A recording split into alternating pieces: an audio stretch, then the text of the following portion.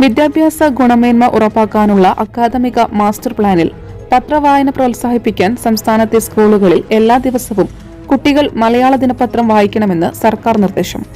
പത്രം വായിക്കുകയും വാർത്തകൾ സംബന്ധിച്ച പ്രതികരണങ്ങൾ ചർച്ച ചെയ്യുകയും വേണം. ഉച്ചാരണ ശുദ്ധിയോടെ പത്രം വായിക്കുന്നെന്ന് ഉറപ്പാക്കണം. പത്രത്തിനു പുറമെ ആഴ്ചപ്പതിപ്പുകളും മാസികകളും വായിക്കാൻ കുട്ടികൾക്ക് അവസരമൊരുക്കണമെന്നും സർക്കാർ നിർദ്ദേശിച്ചു. ഇതിനായി സ്കൂൾ ലൈബ്രറിയിൽ ഇവ ലഭ്യമാക്കണം.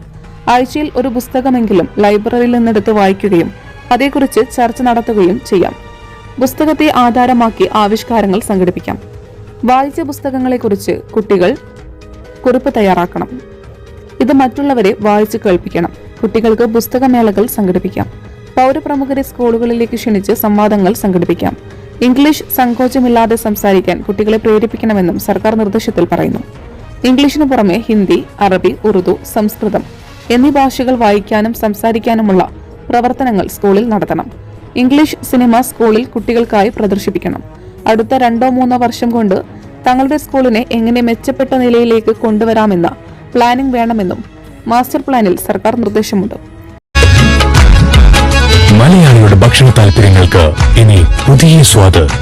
അൽദാൻ ലെബനീസ് കുബൂസ്.